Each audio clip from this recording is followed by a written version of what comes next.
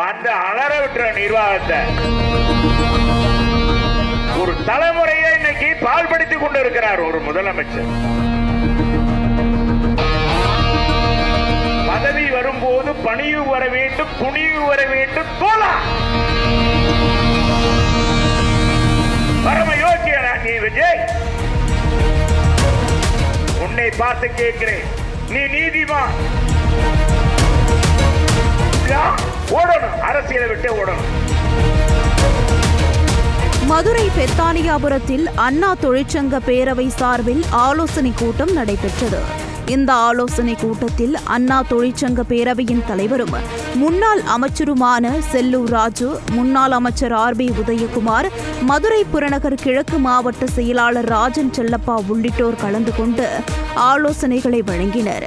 இந்த கூட்டத்தில் உரையாற்றிய செல்லூர் ராஜு தாவேக அரசு மீதும் முதலமைச்சர் விஜய் மீதும் கடுமையான விமர்சனங்களை முன்வைத்தார்.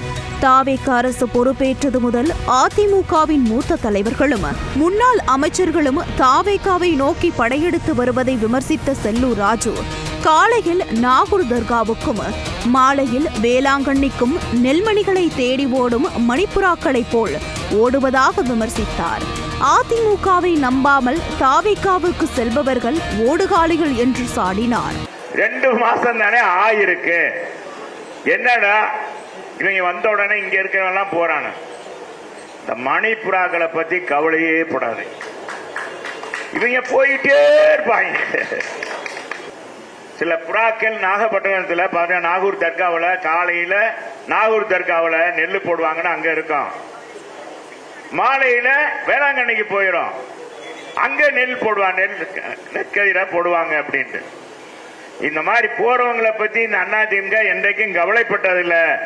எதையுமே செய்யாத தாவேகாவுக்கு மக்கள் வாக்களித்து சட்டமன்றத்திற்கு அனுப்பிய நிலையில் என்ன பேசுவது என்பதே அவர்களுக்கு தெரியவில்லை என்று குறை கூறினார்.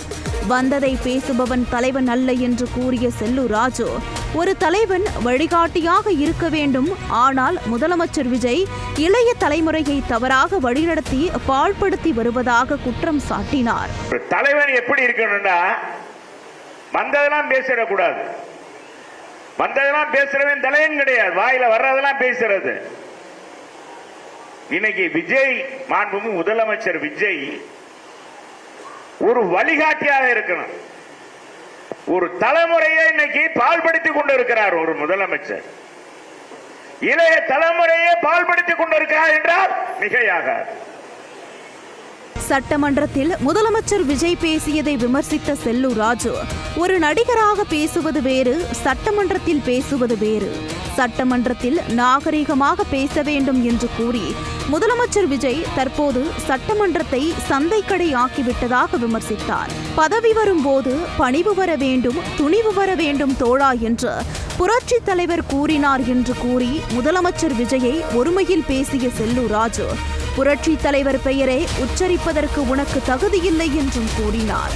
ஒரு நடிகராக இருக்கும்போது பேசுவது பேச்சு வேறு, பொது மேடையில் பேசுவது வேறு, ஆனால் சட்டமன்றத்தில் உரையாற்றுவது என்பது மிகவும் நாகரீகமாக அந்த செய்ய காமிக்கிறது. என்னங்கடாது சட்டமன்றமா சந்தக்கடா ஆக்கிட்டாங்க.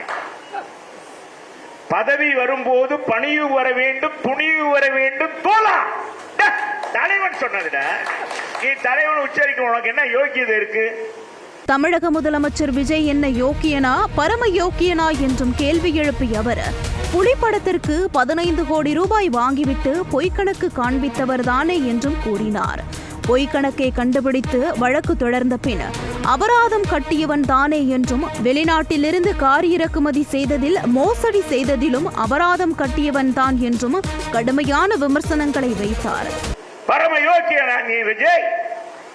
நான் கேட்கிறேன், நீ விஜய் கை நீட்டி பேசுகிறேன். முதலமைச்சர் விஜய் அவர்களே, நீ சொல், நீ யோக்கியமானவன் சொல்ல முடியுமா? ஒரு படத்துக்கு எவ்வளவு வாங்கின, எவ்வளவு வெளியே சொல்லி இருக்கிறையா? நீ நடித்த புலி படத்துக்கு 15 கோடியை வாங்கிட்டு குறைந்த கணக்கு காமிச்சு அதை கண்டுபிடித்து 1.5 கோடி கட்டியவன் நீ. நீயே ஒரு களவாணி. அடுத்தவனை களவாணி சொல்ற உனக்கு என்னடா யோக்கியம் இருக்கு? நீ ஒரு விரல் சுட்டி காட்டுற. கரூர் சம்பவத்தில் உயிரிழந்தவர்களின் வாரிசுகளுக்கு அரசு வேலை வழங்கியதை வரவேற்பதாக கூறிய செல்லூர் ராஜு இதற்கு முன்பு உயிரிழந்தவர்களின் குடும்பங்களுக்கு என்ன செய்தீர்கள் என்று வினவினார். இயற்கை பேரிடர், சாலை விபத்து உள்ளிட்ட காரணங்களால் உயிரிழப்பவர்களின் குடும்பங்களுக்கும் அரசு வேலை வழங்குவீர்களா என்றும் கேள்வி எழுப்பி அரை முட்டாள்தனமாகவும் அரை வேக்காட்டுத்தனமாகவும் அதிமுகவையும் திமுகவையும் ஓடு ஓடு என்று கூறும் விஜய் அரசியலை விட்டு ஓடும் காலம் விரைவில் வரும் என்றார். நாளைக்கு 41 பேருக்கு அரசாங்க பதவியை தூக்கி கொடுத்துருக்கீங்க, வரவேற்கிறோம், கொடுங்க. இறந்தவங்க குடும்பத்துக்கு பாதுகாப்பு வேணும். ஏன்னா 10 பேர் அதுக்கு முதல்ல இறந்து போட்டான், அவன் என்னடா பாவம் செஞ்சான், அந்த குடும்பம் என்ன பாவம் செஞ்சது?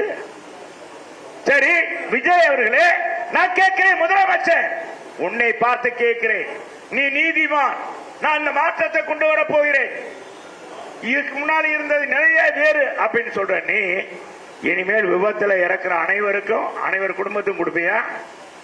வெள்ளத்துல பாதிக்கப்பட்டு இறந்தாங்கன்னா கொடுப்பியா? இல்ல விபத்துல யாராச்சும் வேணுண்டா போய் பஸ் ஏதோ லாரி விபத்துல இறங்குறான்னு யாராச்சும் வேணுண்டு இறப்பாங்களா? அவங்க குடும்பத்துக்கு கொடுப்பியா? பின்னால என்ன இருக்குன்னு கூட தெரியாத அறமுட்டாள்தனமா அறவேக்காடுத்தனமா செஞ்சுட்டு இன்னைக்கு எல்லா 2 கட்சியும் ஒண்ணு ஓடு ஓடு ஓடுன்னு. நீ தான் முதல்ல ஓடணும், நீ தான் ஓடணும், அரசியலை விட்டு ஓடணும். ஓடுற காலம் வரும் விஜய், ஓடுற காலம் வரும்.